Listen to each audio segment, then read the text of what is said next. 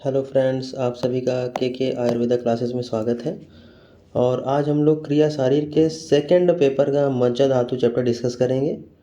तो आइए मज्जा धातु स्टार्ट करते हैं। मज्जा धातु, ठीक है। तो इसकी निरुक्ति क्या है? मज्जा शब्द की निरुक्ति मज्जति अस्थिसु इति मज्जा की गई है, ठीक है। तो मज्जा की निरुक्ति क्या हो जाएगी? मज्जति अस्थिसु इति मज्जा।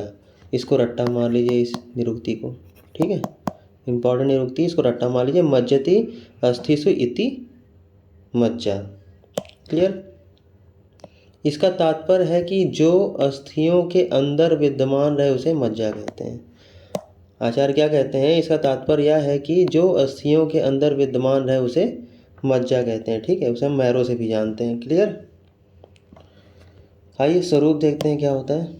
स्वरूप: आहार के रूप में लिया गया स्नेह पहले महास्रोतस में पहुंचता है, वहां पाचक अग्नि से पचकर आहार रस में परिवर्तित होता है, फिर भूताग्नि की क्रिया से उसमें आप्य आदि गुण उत्पन्न होकर ये शरीर अनुकूल बनते हैं।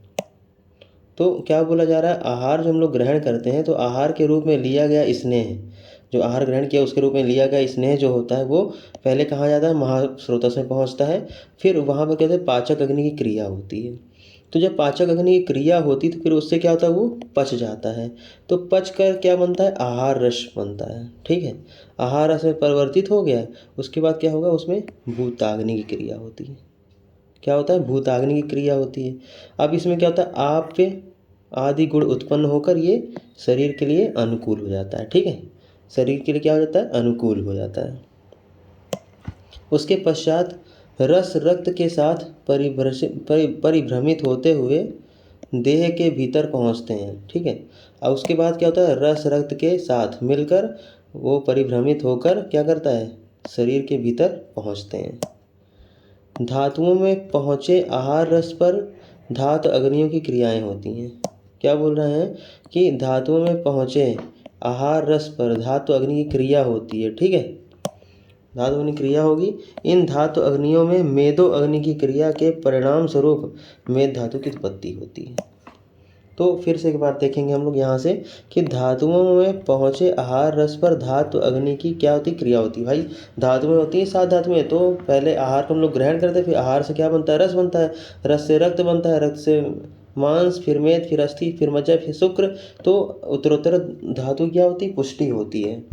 तो वही बोला गया कि धातुओं में पहुँचे आहार रस में धातु अग्नि की क्रियाएं होती हैं। इन धातु अग्नियों में मेदो अग्नि की क्रिया के परिणाम स्वरूप जब मेद अग्नि की क्रिया हो जाती है, उसके बाद क्या होता है? मेद धातु की उत्पत्ति होती है, ठीक है।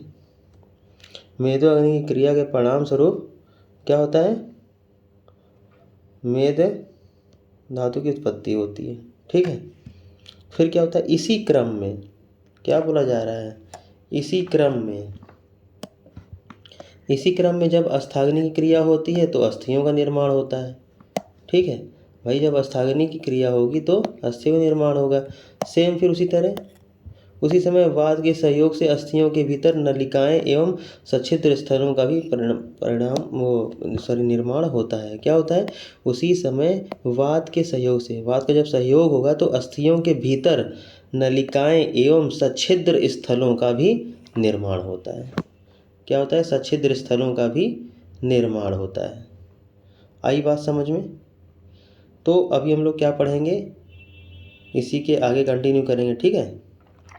तो आगे क्या लिखा हुआ है? मेद स्थानी श्लोक है एक छोटा सा।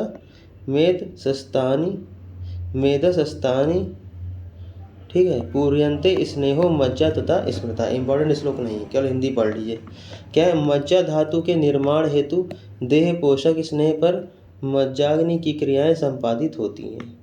क्या बोला जा रहा है? कि मज्जा धातु के निर्माण हेतु, मतलब मज्जा धातु का जब निर्माण करना होता है उसके, तो क्या होगा? मज्जा धातु के निर्माण हेतु पोषक स्नेह पर क्या होता है? पोषक स्नेह पर मज्जाग्नि की क्रियाएं होती हैं। क्या होता है? पोषक स्नेह पर मज्जाग्नि की क्रियाएं संपादित होती हैं, ठीक है। आई बात समझ में? मीन्स कि जब मज्जा धातु के निर्माण हेतु पोषक स्नेह पर मज्जाग्नि क्रियाएं संपादित होती हैं तब क्या होता है? मज्जा स्थना शुद्ध स्नेह भागों के अनुसार अस्थि का शुद्ध भाग होता है। क्या? स्नेह। अस्थि का शुद्ध भाग क्या हो जाता है? स्नेह होता है। ठीक है, वही बोला जा रहा है कि मज्जा धातु के निर्माण हेतु देह जो है वो पोषक स्नेह पर मज्जाग्नि क्रियाएं संपादित होती हैं। फिर मज्जा स्थना शुद्ध स्नेह भागों के अनुसार अस्थि का शुद्ध भाग क्या है? स्नेह है। अस्थि का शुद्ध भाग क्या होता है? स्नेह होता है। अब हम देखेंगे क्या? मज्जा धातु का प्रमाण। मज्जा धातु का प्रमाण देखेंगे क्या है? एको मज्जायाः आचार्य चरक के अनुसार, अर्थात शरीर में एक अंजलि के प्रमाण के तुल्य विद्यमान रहती है। ठीक है, तो मज्जा का परिमाण कितना होता है? एको मज्जाया, मतलब कि एक अंजलि। मज्जा का परिमाण कितना है? एक अंजलि। ये क्या MCQ क्वेश्चन है। ठीक है, रट्टा मार लीजिए। मज्जा का परिमाण कितना? एक अंजलि प्रमाण। ठीक है, अभी हम देखेंगे इसकी उत्पत्ति। स्थनो मज्जा मेत्सो अस्थि ततो मज्जा। आचार्य चरक के अनुसार, अष्टांग हृदय के अनुसार क्या है? स्थनो मज्जा, और सुश्रुत के अनुसार मेत्सो अस्थि ततो मज्जा। मीन्स कि मज्जा की उत्पत्ति के संदर्भ में चरक, सुश्रुत, अष्टांग हृदयकार आदि में क्या है? मतैक्य हैं। इनके अनुसार अस्थि से मज्जा की उत्पत्ति होती है। इनके अनुसार क्या होता है? अस्थि से किससे? अस्थि से मज्जा की उत्पत्ति होती है। ठीक है, अस्थि से मज्जा की उत्पत्ति होती है। नेक्स्ट क्या है? मज्जा का पंचभौतिक संगठन देखेंगे हम लोग। तो मज्जा का पंचभौतिक संगठन क्या होता है? तो उसमें मज्जा आप्यम आचार्य सुश्रुत के अनुसार, मज्जी सोमस्य आचार्य सुश्रुत के अनुसार। 2 श्लोक बोला उन्होंने। ठीक है, तो क्या क्या बोला एक बार फिर से? मज्जा आप्यम, मज्जी सोमस्य। मीन्स कि आचार्य चक्रपाणी ने मज्जा में आप्य महाभूत की प्रधानता मानी है। ठीक है, ये MCQ क्वेश्चन आ सकता है कि आचार्य चक्रपाणी ने मज्जा में किस महाभूत की प्रधानता मानी। तो वहाँ पे आपको लिखना होगा कि आचार्य चक्रपाणी ने मज्जा में आप्य महाभूत की प्रधानता मानी है। ठीक है, दल्लड़ाचार्य ने भी मज्जा को सोम अर्थात जल प्रधान बताया है। दल्लड़ाचार्य ने क्या बोला है? मज्जा को सोम, ठीक है, अर्थात जल प्रधान बताया है। क्लियर? ये छोटे छोटे पॉइंट याद करते हुए चलिएगा। ठीक, क्वेश्चन यहाँ से भी बन सकते हैं। अन्य धातुओं के समान मज्जा धातु भी क्या होती है? पंचभौतिक मानी गई है। जैसे अन्य धातुएं पंचभौतिक होती हैं, इसी तरह मज्जा भी पंचभौतिक मानी गई है। ठीक है, परंतु जल महाभूत की मज्जा में प्रबलता होती है। परंतु जल महाभूत जो होता है उसकी मज्जा में क्या होती है? प्रबलता होती है। ठीक है, मज्जा में स्नेहांश की अधिकता रहती है। मज्जा में क्या होता है? स्नेहांश की अधिकता रहती है, इसलिए इसमें जल महाभूत की प्रधानता होती है।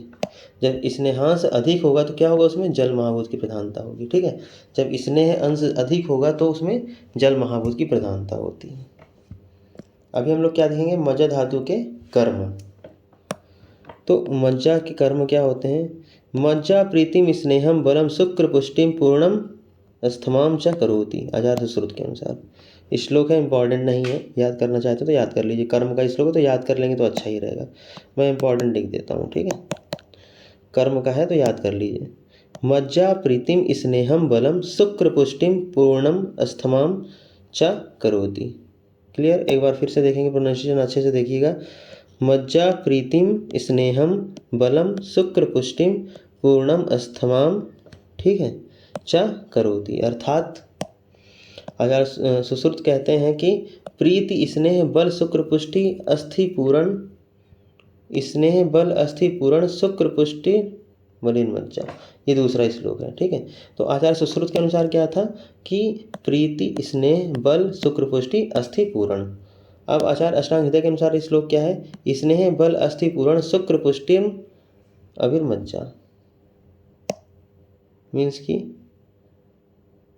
पूरण, ठीक है, स्नेह बल पूरण शुक्र पुष्टि और अभिमज्जा। क्लियर? ये किसके अनुसार? अष्टांग हृदय के अनुसार। पूरण, स्नेह बल, अस्थि पूरण, शुक्र पुष्टि, इतनी चीज़ें अष्टांग हृदय के अनुसार बोली गई हैं। अष्टांग संग्रह के अनुसार, सॉरी। और अष्टांग हृदय के अनुसार क्या है? पूर्ण। अष्टांग हृदय के अनुसार पूर्ण। 3 आचार का बताया गया, एक आचार सुश्रुत का बताया गया, अष्टांग संग्रह का बताया गया और अष्टांग हृदय का बताया गया। क्लियर? अभी हम क्या देखेंगे? मज्जा व स्रोतस। तो मज्जा व स्रोतस का श्लोक क्या है? मज्जा वहानाम स्रोतसाम अस्थीनि मूलम संध्यश, आचार्य चरक के अनुसार। तो इस श्लोक को आप याद करेंगे, ठीक है? ये इंपॉर्टेंट श्लोक है, यहाँ भी काम देगा और स्रोतस में भी काम देगा। तो फिर से एक बार प्रोनाउंसिएशन देखेंगे अच्छे से। मज्जा वहानाम स्रोतसाम अस्थीनि मूलम संध्यश, अर्थात मज्जा व स्रोतसों का मूल अस्थि और संधियाँ हैं। मज्जा व स्रोतसों का मूल क्या है? अस्थि और संधियाँ हैं, ठीक है? अब हम यहाँ पे थोड़ा सा देखेंगे मज्जा क्षय और वृद्धि के लक्षण देखेंगे। तो अष्टांग हृदय के अनुसार सूत्र देखेंगे। मज्जा क्षय का पहले सूत्र देखते हैं श्लोक। तो मज्जा क्षय का श्लोक क्या है? अस्थानाम मज्जनि सौसेवयम भ्रमस्तिर अमीर दर्शनम, ठीक है? ये मज्जा क्षय का है श्लोक। क्या है? अस्थानाम मज्जनि सौशीर्यम, ठीक, भ्रमस्ति अमीर दर्शनम, मीन्स कि अस्थियों के कट कर गिर जाने सी प्रतीति, अस्थियों में दुर्बलता एवं लघुता, वात रोग, अल्प शुक्रता, अस्थितोध, पर्वभेद, अस्थि शून्यता, भ्रम, तिमिर दर्शन आदि सौशीर्य, अस्थि सौशीर्य, ये सारे क्या हैं? मज्जा क्षय के लक्षण हैं। एक बार फिर से हम देखेंगे। अस्थानाम मज्जानि सौशीर्यम भ्रमस्तिमिर दर्शनम, ठीक? तो क्या है? अस्थियों के कट कर गिर जाने की प्रतीति, अस्थियों में दुर्बलता, लघुता, वात रोग, अल्प शुक्रता, अस्थितोध, पर्वभेद, अस्थि शून्यता, भ्रम, तिमिर दर्शन, अस्थि सौशीर्य, ये क्या है? सारे मज्जा क्षय के लक्षण हैं। अब मज्जा वृद्धि के लक्षण देखते हैं। मज्जा वृद्धि में क्या श्लोक है? मज्जा नेत्र अंग गौरवम, क्या लिखा है? फिर से देखेंगे। मज्जा नेत्र अंग गौरवम, पर्वसु स्थूल मूलानि कुर्यात कृच्छन अन्य अरूसी चा, ठीक है? अन्य अरूसी चा। फिर से एक बार श्लोक देखेंगे। क्या है? मज्जा नेत्र अंग गौरवम पूर्वशु स्थूलम गलानी, ठीक है, कुर्यात कृच्छ अन्य अरूषि चा, मीन्स की सर्वांग एवं नेत्र में गौरव तथा रक्तिमा स्थूल मूल वाली पीड़िका उत्पन्न होना है। स्थूल मूल वाली पीड़िका उत्पन्न होना, ठीक है? ये था क्या? मज्जा वृद्धि के लक्षण थे। क्या थे? सर्वांग एवं नेत्र में गौरव तथा रक्तिमा स्थूल मूल वाली पीड़िका उत्पन्न होना। अब हम देखेंगे मज्जा सार के लक्षण। मज्जा सार के लक्षण, मज्जा सार पुरुष होते हैं उनके लक्षण देखेंगे, ठीक है? एक श्लोक है, याद कर सकते हैं तो याद कर लीजिए, बाकी जरूरी नहीं है। क्लियर? क्या है? आकृष्मुक्तम बलम स्निग्धम गंभीर स्वरम सौभाग्य उपवन्नम महानेत्रस्य मज्जम, ठीक है? क्या बोला गया? फिर से एक बार देखेंगे श्लोक। आकृष्मुत बलम उत्तम बलम स्निग्धम गंभीर स्वरम सौभाग्य उपवन्नम महानेत्रस्य मज्जा, अर्थात मज्जा सार पुरुष का आकृष्ट उत्तम बल, स्निग्ध गंभीर स्वर वाला, सौभाग्यशाली एवं बड़े नेत्र वाला होता है। क्या बोला गया है?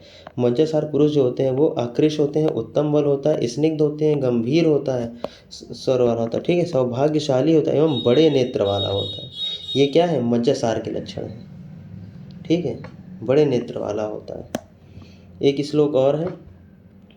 तन्मगा बलवंता स्निग्धम वर्ण स्वराः स्थूल दीर्घ वृत्त संध्यस्य मज्ज साराः ते दीर्घ आयुषो बलवंतः श्रुत पित्त विज्ञानाय पत्य समान भाजस्य भवन्ति, आचार्य चरक के अनुसार। फिर से एक बार श्लोक देखेंगे, बाकी इंपॉर्टेंट श्लोक नहीं है। क्या है? तन्व अंगा बलवंतः स्निग्ध वर्ण स्वराः स्थूल दीर्घ वृत्त संधयश्च मज्जसाराः ते दीर्घ आयुषो बलवन्ताः श्रुत पित्त विज्ञान अपत्य समान भागस्य भवन्ति। ठीक है, क्या है? मज्जासार पुरुष पतले अंग वाले, बल वाले, वर्ण एवं स्वर स्निग्ध वाले होते हैं। शरीर की संधियां मोटी होती हैं, बड़ी एवं गोलाकार होती हैं। इस प्रकार के व्यक्ति को दीर्घायु, बलशाली, विज्ञान संपन्न, धनी, संतान युक्त एवं आदर के पात्र होते हैं। क्या बोला आचार्य चरक ने? आचार्य चरक ने कहा है कि मज्जासार पुरुष वाले व्यक्ति क्या होते हैं? पतले अंग वाले होते हैं, बल वाले होते हैं, वर्ण एवं स्वर स्निग्ध वाले होते हैं। उनका वर्ण और बल क्या, वर्ण और स्वर क्या होता है? स्निग्ध वाला होता है। ठीक है, शरीर की संधियां मोटी होती हैं, बड़ी होती हैं एवं गोलाकार होती हैं। इस प्रकार के व्यक्ति दीर्घायु, बलशाली, विज्ञान संपन्न, धनी, संतान युक्त एवं आदर के पात्र होते हैं। ठीक है, ये सारे क्या थे? मज्जासार के लक्षण थे। तो इस प्रकार यहाँ पे मज्जा चैप्टर फिनिश होता है। ठीक, अगर आपको कुछ ना समझ में आया हो तो आप प्लीज़ कमेंट सेक्शन में सेंड करिए और चैनल को शेयर करिए अधिक से अधिक लोगों के पास, क्योंकि एग्ज़ाम चल रहे हैं। और अगर सब्सक्राइब ना किया हो तो प्लीज़ सब्सक्राइब कर दीजिए। क्लियर? तो आपको अगर मेरा लेक्चर अच्छा लगा हो तो प्लीज़ आप उसे लाइक करिए, शेयर करिए, कमेंट करिए और सब्सक्राइब ज़रूर कर दीजिए ताकि आपको लेक्चर्स कंटिन्यू मिलते रहें। ठीक है, थैंक यू।